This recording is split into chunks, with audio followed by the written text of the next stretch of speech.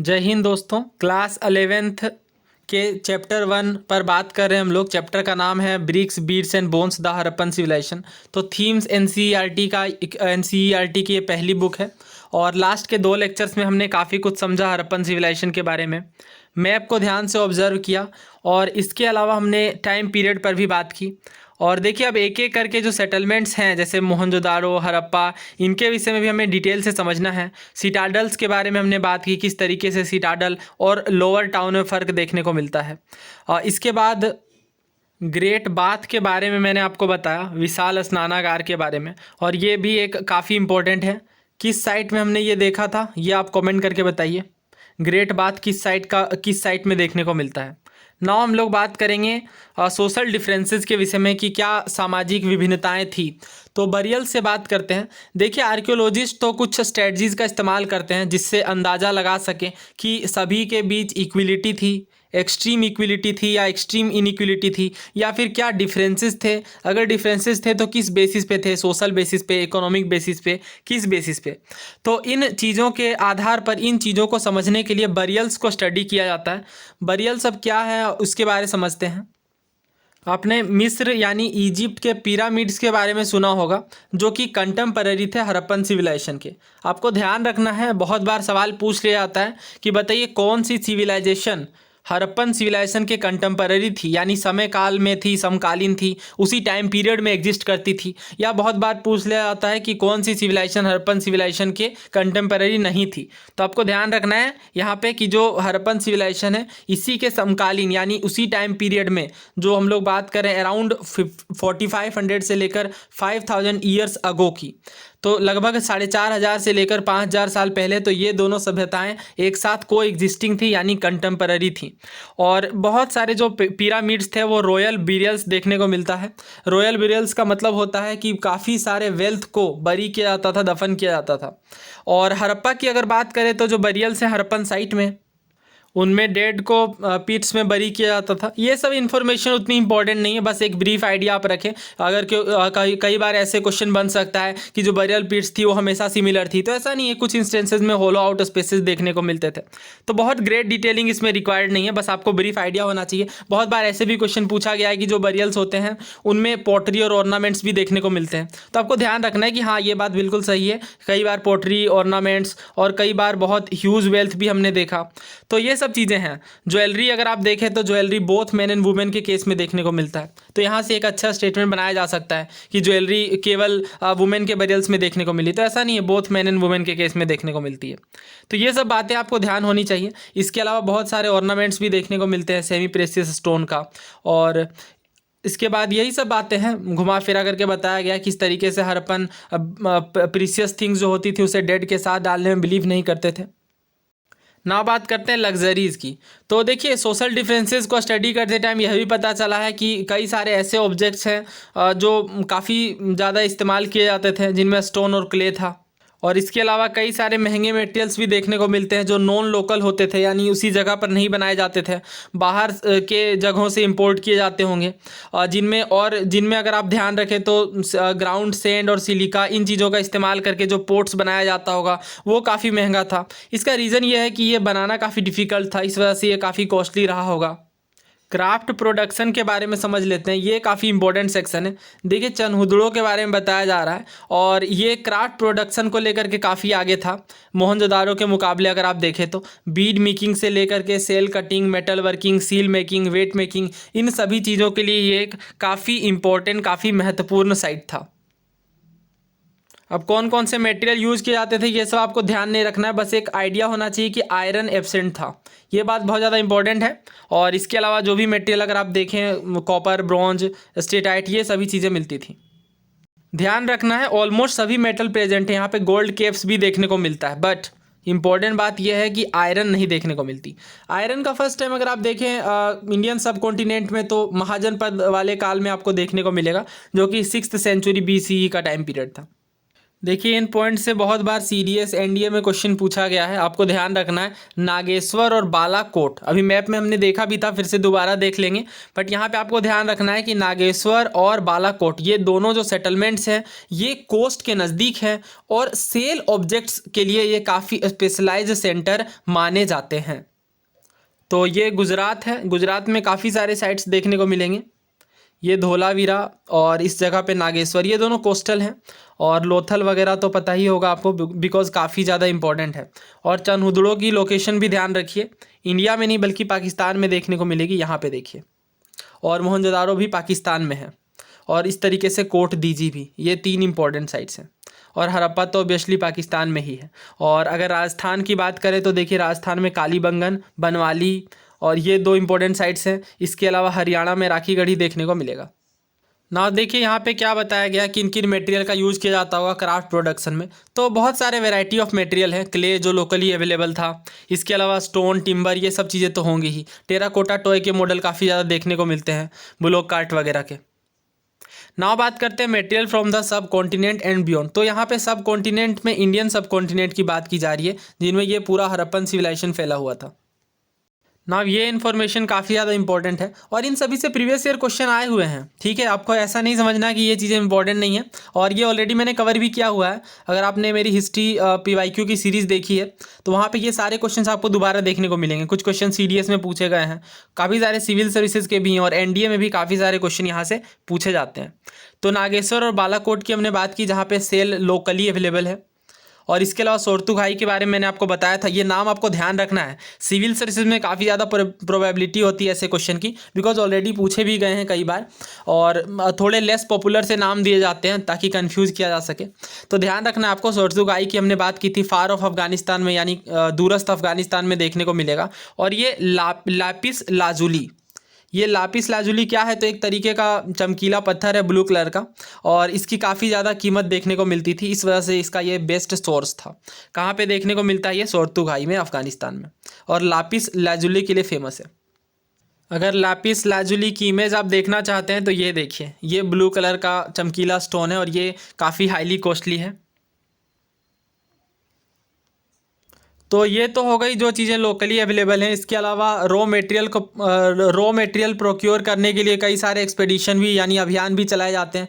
जैसे खेतड़ी रीजन जो काफ़ी फेमस है कॉपर माइंस के लिए, तो कॉपर माइंस हड़प्पन सिविलाइजेशन के टाइम पे भी खेतड़ी रीजन से काफ़ी सारे कॉपर्स प्रोक्योर किए जाते थे। इसके अलावा ऑफकोर्स साउथ इंडिया गोल्ड के लिए फेमस है, और इस तरीके से लोकल कम्युनिटीज़ के साथ ये कम्युनिकेशन इस्टेब्लिश करने में भी मदद करते हैं। और ओकेजनल फाइंड भी कुछ देखने को मिलते हैं जो काफ़ी ज़्यादा मात्रा में नहीं देखने को मिलते।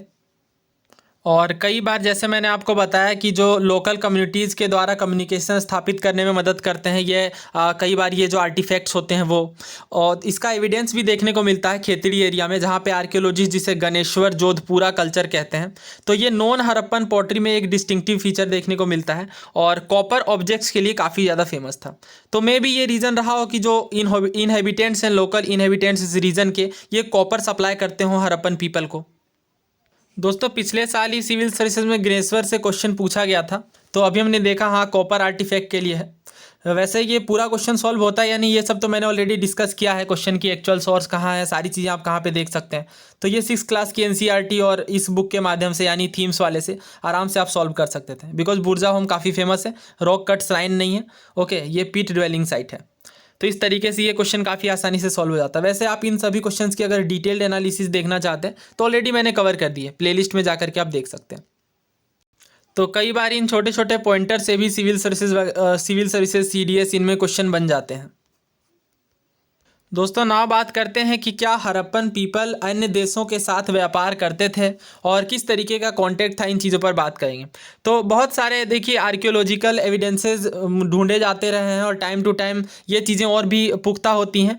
अगर यहाँ पे रिसेंट आर्कियोलॉजिकल एविडेंस के आधार पर देखें तो कॉपर जो है वो प्रोबेबली लाया जाता होगा ओमान से। ओमान के बारे में आपको पता है, ये अरेबियन पेनिनसुला के साउथ ईस्टर्न टिप में देखने को मिलता है।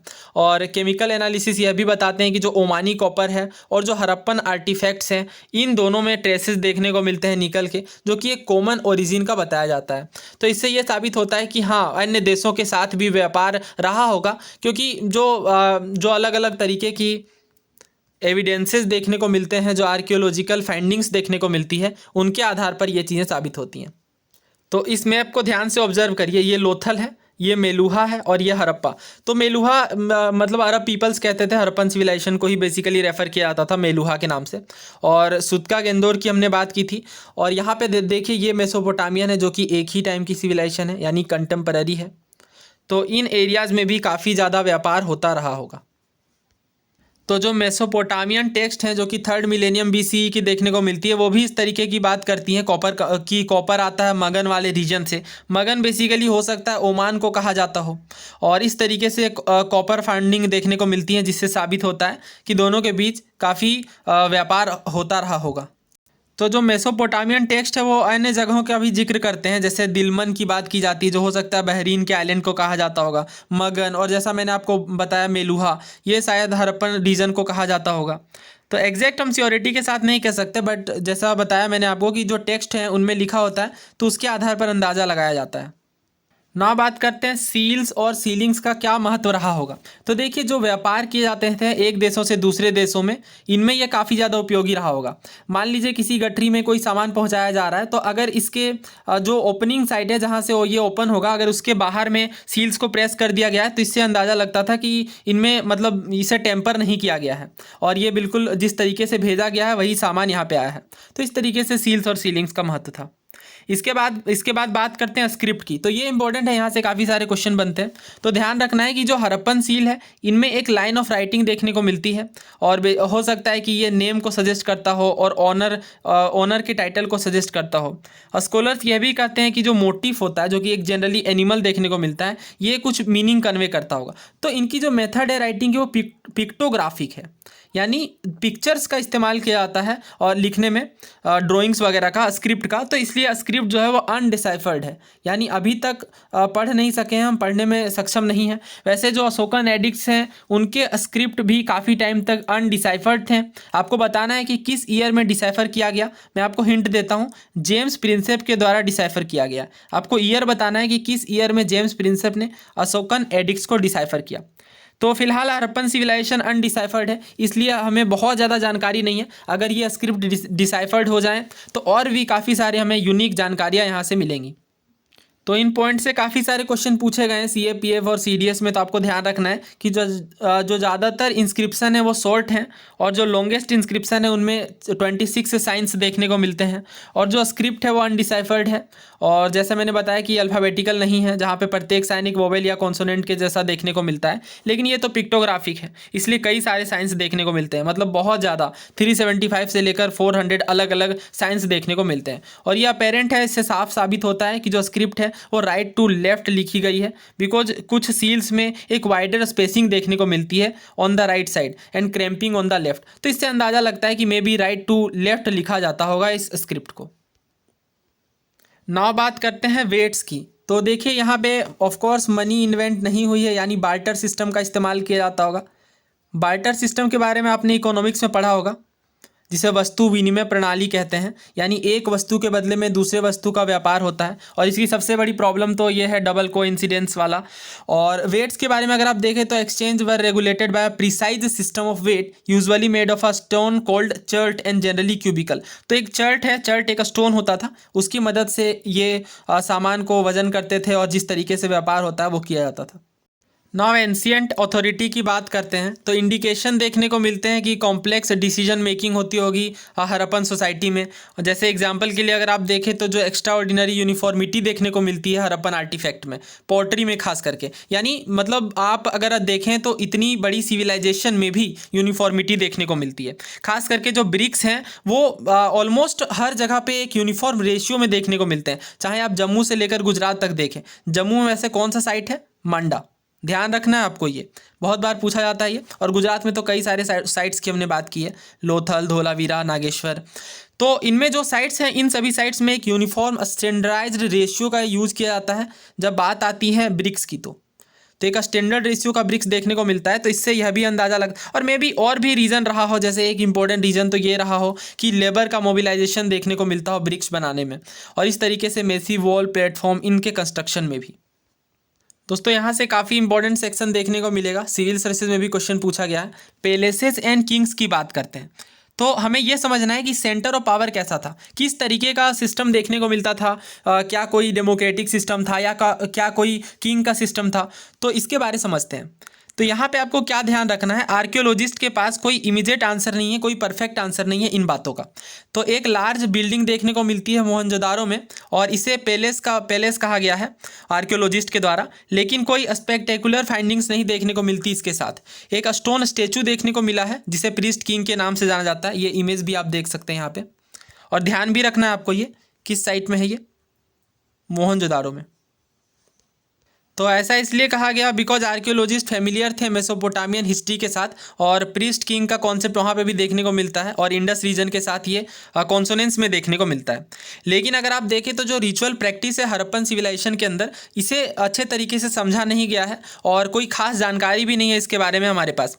लेकिन कुछ आर्कियोलॉजिस्ट यह मानते हैं कि हड़प्पन सोसाइटी में कोई रूलर नहीं होगा, यानी कोई किंग नहीं होगा, कोई रूलर नहीं होगा, और ये एक तरीके की एक ऐसी सोसाइटी थी जहाँ पे इक्विलिटी देखने को मिलती है, इगलिटेरियन सोसाइटी जिसे कहते हैं। लेकिन कुछ आर्कियोलॉजिस्ट, कुछ इतिहासकार यह भी मानते हैं कि कोई सिंगल रूलर नहीं बल्कि बहुत सारे रूलर होंगे। जैसे Mohenjodaro had a separate ruler, Harappa another and so fourth, यानी अलग अलग जो साइट्स हैं उनमें अलग अलग रूलर देखने को मिले होंगे।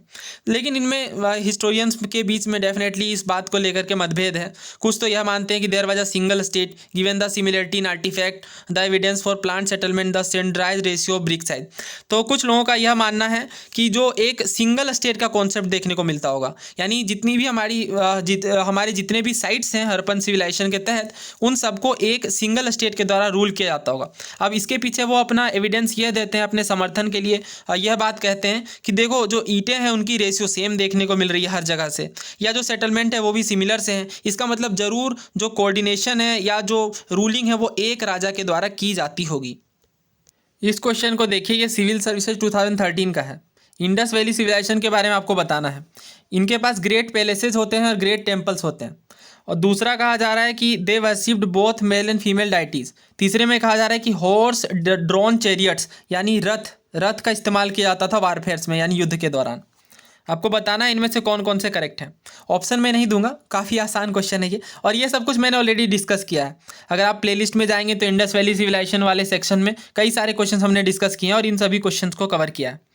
तो फर्स्ट वाला गलत है, हमने ग्रेट पैलेसेस नहीं देखा है और कोई टेम्पल्स की तो बात भी नहीं की जाती है इंडस वैली सिविलाइजेशन के टाइम पे, तो फर्स्ट तो गलत है। और हॉर्स ड्रोन चैरियट, देखिए हॉर्स के बारे में पता तो था, लेकिन जैसा कि मैंने बताया डोमेस्टिकेशन नहीं किया गया था। और इसी थीम पे, यानी हॉर्स था या नहीं इंडस वैली सिविलाइजेशन में, था तो किस तरीके से था, क्या ये लोग अपने डे टू डे लाइफ में यूज़ कर रहे थे या नहीं, तो इनके बारे में दोबारा भी सिविल सर्विसेज में क्वेश्चन पूछा गया। तो PYQs खुद आपको बताती हैं आपको किस तरीके से प्रिपेयर करना है।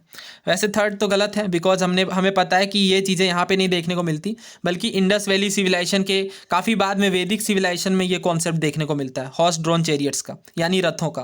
तो थर्ड तो गलत है और सेकंड बिल्कुल सही है, both male and female deities देखने को मिलती है। इसके बारे में अभी हम लोग आगे देखेंगे इसी चैप्टर में। तो इस वीडियो में इतना ही रखते हैं। नेक्स्ट वीडियो में हम लोग बात करेंगे द एंड ऑफ सिविलाइजेशन के बारे में। इसके बाद हमारा ये चैप्टर कंप्लीट हो जाएगा। तो उम्मीद है आपको ये वीडियो पसंद आई होगी, हेल्पफुल लगी होगी, और अगर आप चैनल पर नए हैं तो चैनल को सब्सक्राइब जरूर कर लें। Thank you.